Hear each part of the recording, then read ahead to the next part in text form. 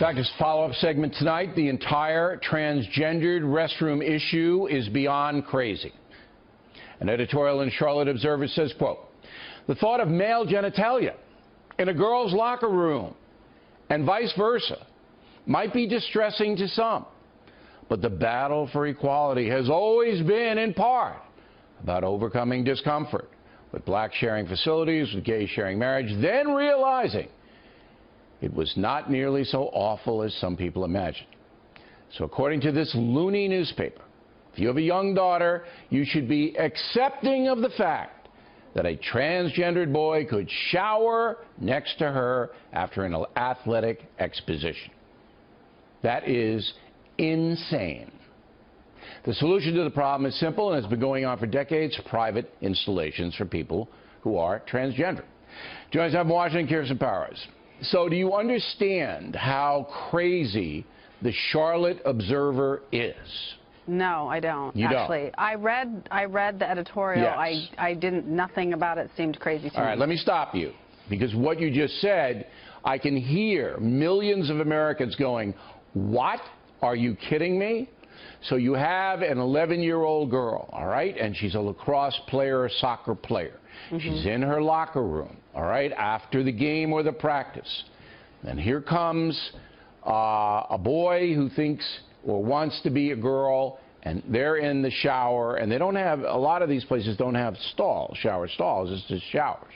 And you say to a traditional parent, that's acceptable? Well, what I would say is that, first of all, it's not a boy who wants to be a girl. It's a person who was born with male genitalia who experiences life as a woman or a female. Be that as it may. Be that as it may. Well, no, it does make a difference, actually. It doesn't make a difference in the locker room situation. Let me finish what I'm saying. So the point is, first of all, unless they're gay, they're probably attracted to people of the opposite sex, meaning in this case they would be attracted to boys. You're making it all about the transgendered person. But the point is, this person isn't attracted most likely unless they're gay. It doesn't matter who they are or what they're attracted to. You have to let me finish like one or two sentences, just so you can then respond to what I'm saying. It does matter, and then I would just ask you, would you say lesbians shouldn't be allowed to be in a locker room with females? As long as they're biologically the same. But you see, this is the big thing the big mistake. The transgendered person, very few of them, all right? And whatever their mental and emotional state is, I think should be respected.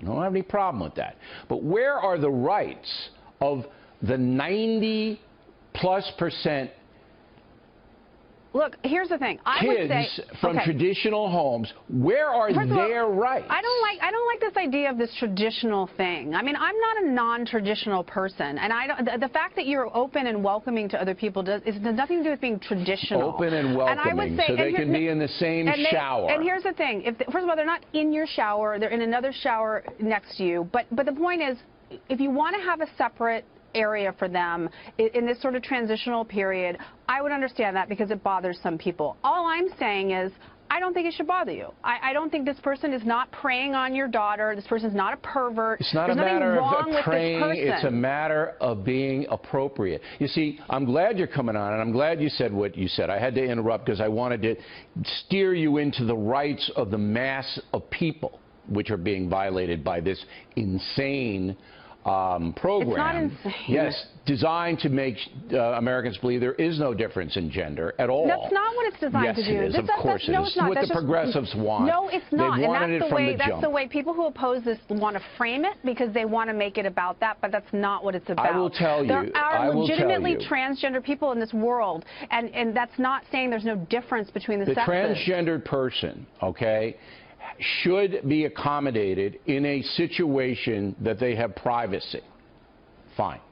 But to impose, all right, this kind of a situation to young children who don't understand transgendered or anything else, to impose it, to the government to impose it, is such a violation of parental rights, of children's rights, of everybody's rights. And Americans should get really angry about this. Yeah, they should get really angry about the 0.1% people I mean, this literally, it's so crazy that you have turned it to have into a a major national issue. newspaper. I mean, you have in a capital city. What is it? That's not All a capital transgender city. people are like 0.3% of the entire population. You're making it about the transgender person. It's not about them.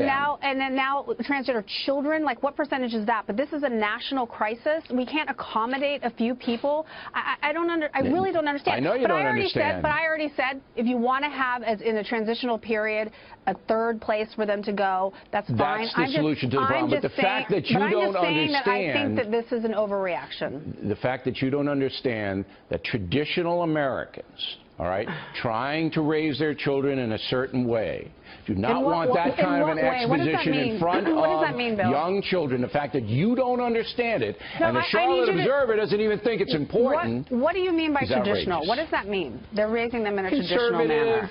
Traditional, taking it easy, not trying to social engineer sexuality until it's ready, until the child is emotionally ready. All of those things. Not the progressive agenda to wipe out gender, which is what we're trying to do.